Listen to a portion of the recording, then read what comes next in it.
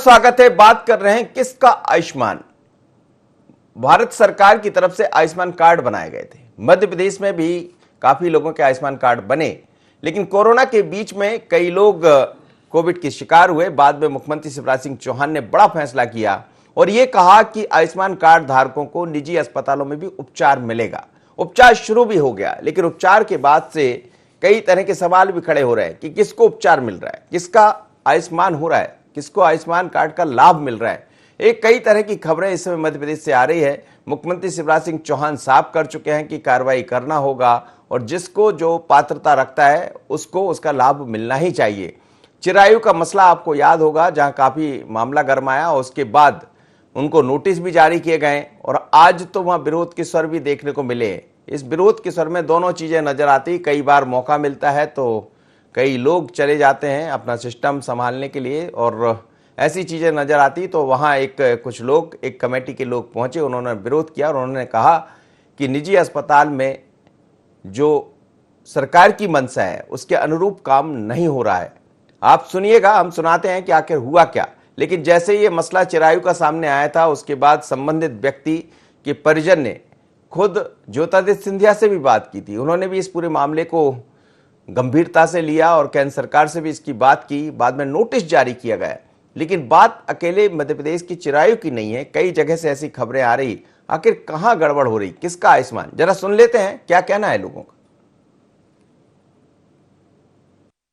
आयुष्मान भारत योजना में 88% हमारे कवर्ड है परिवार।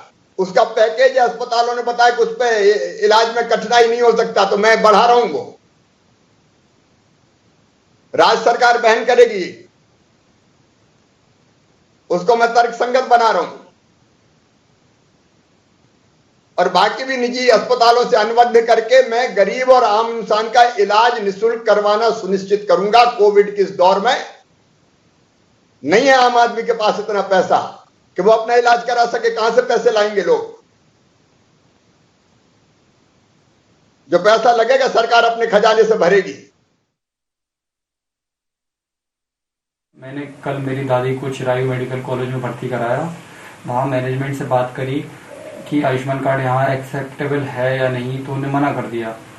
तो इस बात का सिंधिया जी को पता चलते ही उनका हमारे पास फ़ोन आया और उन्होंने हमको आश्वासन दिया कि आपकी दादी का इलाज आयुष्मान कार्ड के अंतर्गत किया जाएगा।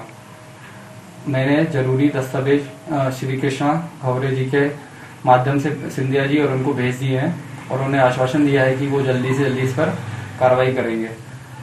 मैं धन्यवाद करता हूं उनका और मुझे इस बात की बड़ी खुशी है कि सिंधिया जी महाराज जैसे बड़े नेता का हमारे पास फ़ोन आया और हम जैसे सामान्य लोगों से उन्हें चर्चा की, फ़ोन पर चर्चा करी और आश्वासन दिया कि वो हमारी मदद करेंगे। मैं इसके लिए उनका बहुत आभारी हूँ। धन्यवाद।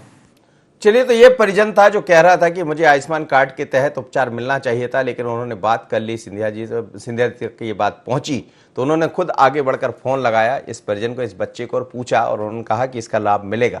अब चिरायु की तरफ से भी कहा गया है कि यदि चिरायु उसके पास कार्ड होगा आयुष्मान भारत का तो 2 लाख रुपए जो दिए थे वो वापस कर दिए जाएंगे। लेकिन कई ऐसी जगह है। मेरे साथ इस वक्त आमिर जुड़ रहे हैं, हमारे साथ दो और सहयोगी जुड़ेंगे। राकेश शर्मा जी हैं, प्रवक्ता भारतीय जनता पार्टी के, अब्बास हफीज जी, प्रवक्ता कांग्रेस के। आमिर, क्या सरकार की जो मंशा है, मुख्यमंत्री जी कह रहे हैं कि सभी को इलाज जिसका मिलेगा जिसके पास कार्ड है, लेकिन कई जगह से ऐसी खबरें आ रही है कि सरकार की जो मंशा है वो निजी अस्पताल पूरा नहीं कर रहे हैं। देखिए, सरकार ने तो ये स्पष्ट कर दिया कि जो आयुष्मान का भारत के हितग्राही हैं उन सभी को निजी अस्पतालों में भी निःशुल्क उपचार दिया जाए। इसको लेकर आदेश में ये भी कहा गया कि निजी अस्पतालों के बाहर आयुष्मान भारत की हेल्प डेस्क बनाई जाए। लेकिन कई जगह देखने को मिल रहा है कि सरकार के इस आदेश का पालन पूरी तरह से नहीं हो रहा है, क्योंकि एक सप्ताह के अंदर ही देखने को मिल रहा है कि मध्य प्रदेश में करीब 200 से ज्यादा ऐसी शिकायतें मिली हैं जहां पर निजी अस्पताल ने मरीजों को आयुष्मान कार्ड के तहत उपचार देने से मना कर दिया। यानी उनसे कहा गया है कि पैसे जमा करें, उसके बाद ही उनका उपचार हो सकेगा।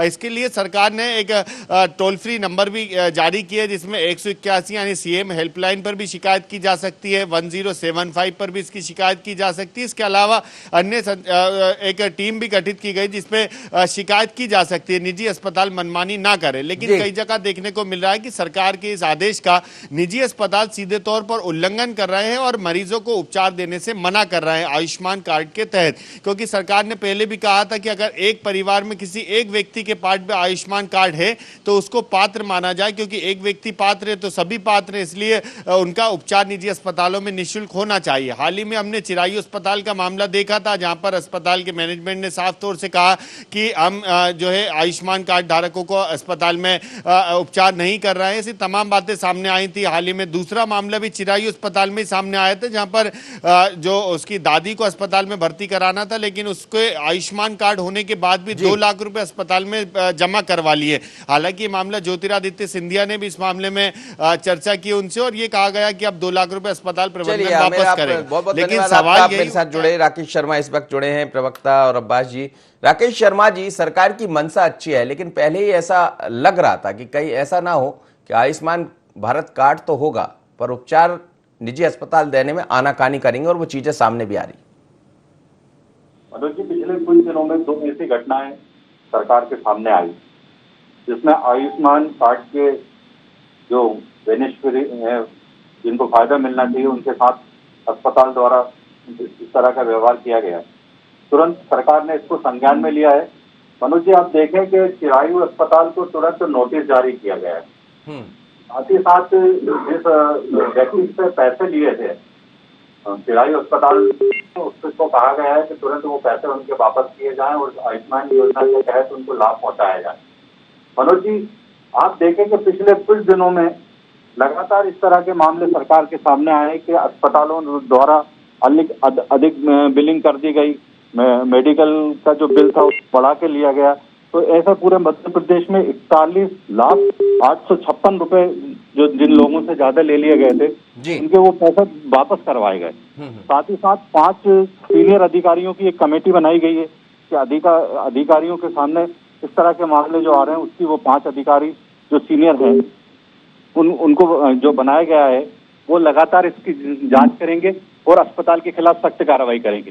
साथ ही साथ हमने एसडीएम को और वहाँ के जो टीआई हैं उनको भी पाबंद किया है कि अगर इस तरह का कोई मामला आपके पास आता है आप तुरंत अस्पताल पे जाइए और उनके खिलाफ कार्रवाई कीजिए।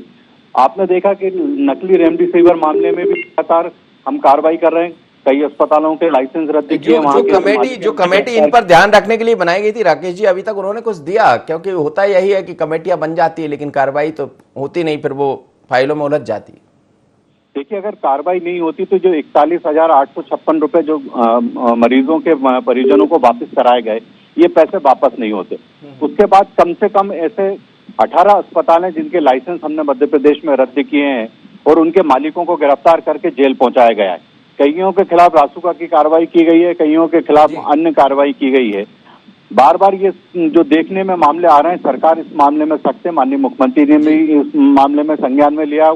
उनने भी कहा है कि अधिकारी सख्त से सख्त कार्रवाई उन अस्पतालों के खिलाफ करें जो मरीजों के साथ इस तरह का दुर्व्यवहार कर रहे हैं। प्रतिक्रिया ले लेंगे अब्बास जी। जी मनोज जी, लगातार इस तरह की खबरें आ रही है। हालांकि कांग्रेस इस मुद्दे को उठाती रही थी, क्या उनको इलाज मिलेगा जिनके पास आयुष्मान भारत का कार्ड है, लेकिन कुछ खबरें ऐसी आ रही है, ऐसा भी नहीं है कि लोगों को नहीं मिला, कई जगह उपचार मिला भी है। जी, अगर मनोज जी एक भी व्यक्ति वंचित रहता है तो ये पूरा सरकार का फेलियर और मानवता का फेल होना है।